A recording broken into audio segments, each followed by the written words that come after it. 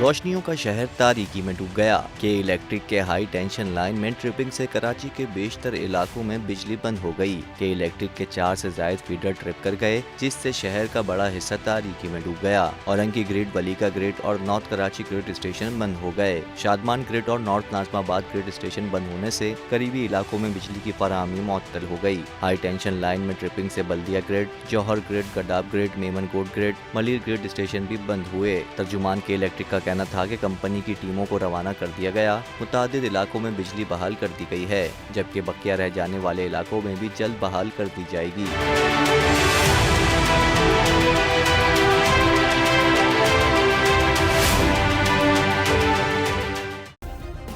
Subscribe करें और bell दबाएं ताकि कोई खबर रह न जाए।